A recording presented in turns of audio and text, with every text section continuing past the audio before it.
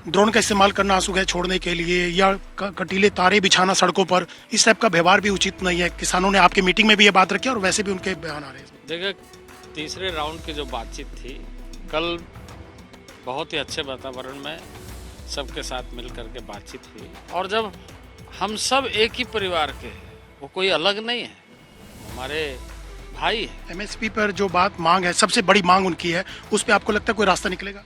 कहाँ मामला फंसा है? क्योंकि 3 राउंड की बातचीत हो चुकी है लेकिन अभी तक कोई रास्ता निकला नहीं है, आंदोलन चल रहा है। आखिर कब तक आपको लगता है डेडलॉक टूटेगा ये? देखिए, तीसरे राउंड की जो बातचीत थी कल, बहुत ही अच्छे वातावरण में सबके साथ मिल करके बातचीत हुई। और कुल मिला करके ये बात बिल्कुल स्पष्ट करना चाहता हूँ कि हम किसानों के हितों को हमेशा ध्यान रखने वाले, और प्रधानमंत्री जी हमेशा इस बात को दोहराते हैं कि किस तरीके से हम इस देश में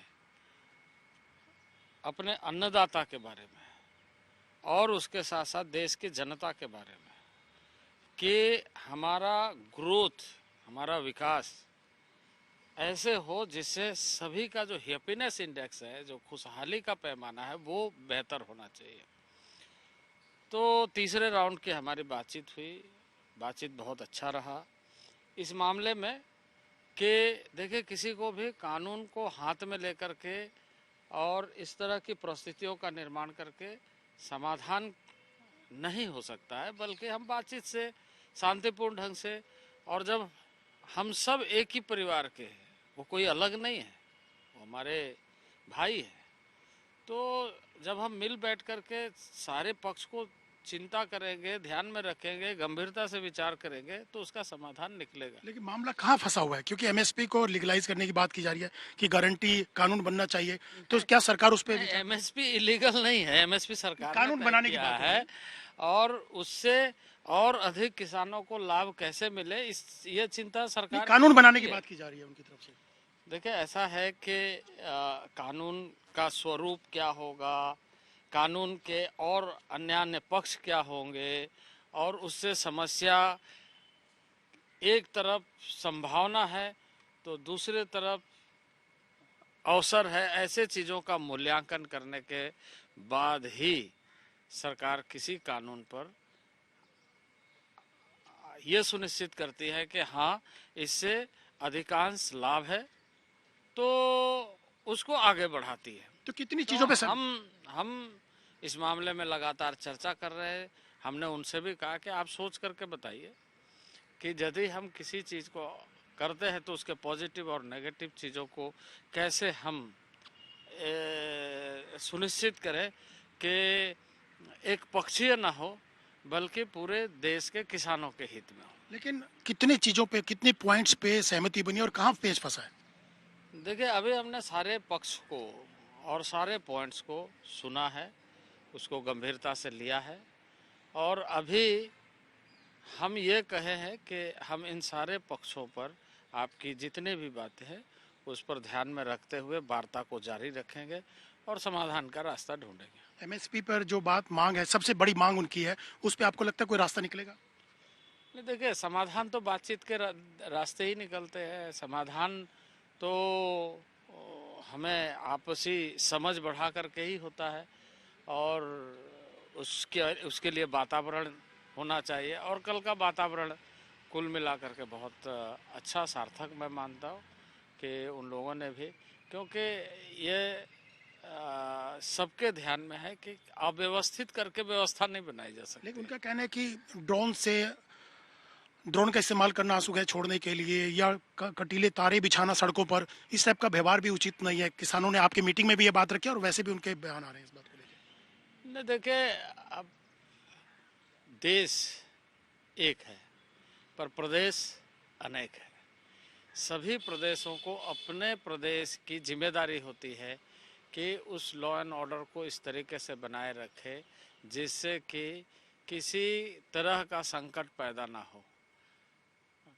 मैं ये मानता हूँ कि राज्यों के अंदर उसकी बड़ी जिम्मेदारी होती है, और इस जिम्मेदारी के साथ वो स्वाभाविक रूप से हो सकता है कि कुछ इस तरह की बातें हुई होगी, लेकिन हमें इस बात को ध्यान में रखना है कि इस तरह की स्थिति बनाने का माहौल ही क्यों आने दे।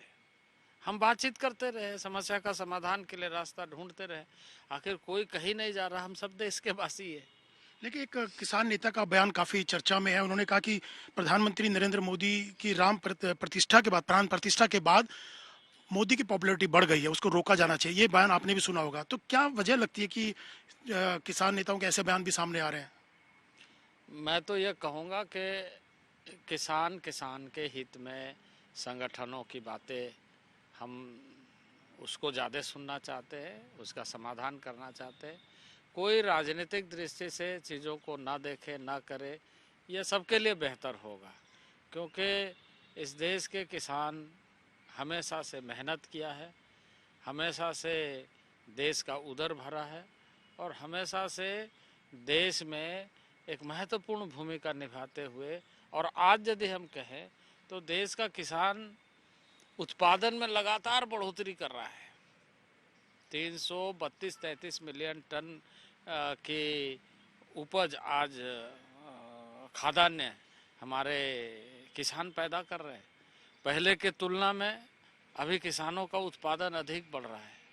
तो कहीं ना कहीं इस बात को ध्यान में रखना जरूरी है कि हमें ऐसे जो अन्नदाता है उसको हम किसी राजनीतिक दृष्टि से ना देखें।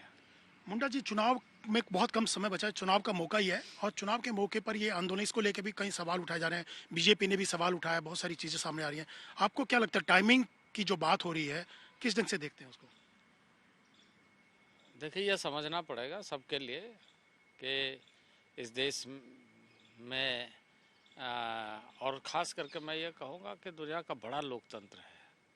लोकतंत्र के इस उत्सव में या लोकतंत्र के इस अवसर में आम जनता निर्भीकता के साथ, स्वच्छता के साथ, स्वतंत्रता मतदान का ये सुनिश्चित करते हुए वो मतदान करे और सरकारें बनाए।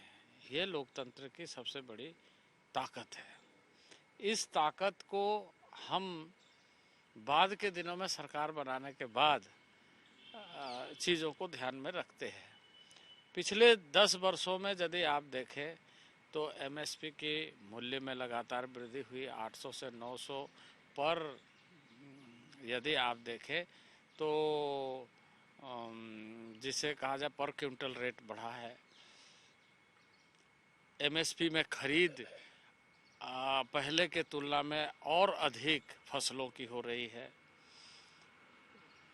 साथ ही साथ कैसे देश सस्टेनेबल बने, इसके लिए किसानों को प्रोत्साहित किया जा रहा है, सम्मान निधि दिया जा रहा है। एक 80% से के लगभग मार्जिनल फार्मर्स हैं, और मार्जिनल फार्मर्स का मतलब ये है कि उनके 2 एकड़ से 3 एकड़ से कम की लैंड है, भूमि है, उसको भी एक अच्छा लाभ मिले, यह सुनिश्चित करने के लिए किसान सम्मान निधि उस किसान को टारगेट करके बनाया गया। तो इससे वो प्रोत्साहित हुआ, इसलिए उत्पादन बढ़ रहा है। फिर भी नाराज हैं, आंदोलन कर रहे हैं। नहीं, देखिए, किसान संगठनों की बात को मैं निश्चित रूप से संज्ञान में लेकर के मैं कहूँगा कि उस पर भी विचार और अधिक हम कैसे कर सकते हैं, क्या हो सकता है और कैसे हो सकता है, इन सारे विषयों पर गंभीरता से चर्चा हो, चर्चा करे और समाधान ढूंढे। लेकिन वो पूरी तैयारी करके आए हैं। 6 महीने का कहा जा रहा है कि राशन है उनके पास। पिछली बार भी लंबा आंदोलन करने की तैयारी के साथ आए थे, और इस बार भी ऐसा कहा जा रहा है। देखिए, ऐसा है कि कई बार इस तरह के आयोजन में कुछ ऐसे तत्व भी आ करके उन सारे चीज़ों में, क्योंकि लीडर चाहते हैं कि शांतिपूर्ण ढंग से अपनी बातों को रखने के लिए हम बताएं कि किसान यहाँ आ करके आपको, लेकिन उस भीड़ में कई बार इस तरह की वातावरण बन जाती है जो नियंत्रण से बाहर हो जाती है, और ऐसी स्थिति ना बने, ये हम सबको चिंता करना पड़ेगा। और इसीलिए मैंने कहा कि हम वार्ता करने के लिए तैयार हैं, वार्ता के माध्यम से इसका समाधान ढूंढने के लिए तैयार है, और हम लगातार बातचीत करेंगे। ठीक है, पहली राउंड हुई, दूसरी राउंड हुई, तीसरी राउंड हुई, हाँ, तो आने वाले दिनों में और अधिक संवेदनशीलता के साथ दोनों पक्ष सोचे, देश के नागरिकों के बारे में, देश के किसानों के बारे एक आखिरी सवाल, सरकार चाहेगी कि चुनाव से पहले इस पूरे मामले का सॉल्यूशन निकाला जाए? में। देखिए, बातचीत के माध्यम से हम तो समाधान निकालने का, लेकिन कुछ बाध्यता हमारे इस तरह की है जिसको हमें और हम सबको समझने की ज़रूरत है कि समय के अनुसार हम क्या कुछ किस तरीके से कैसे कब तक ये सुनिश्चित कर सकते हैं। बहुत बहुत धन्यवाद हमसे बात करने के लिए।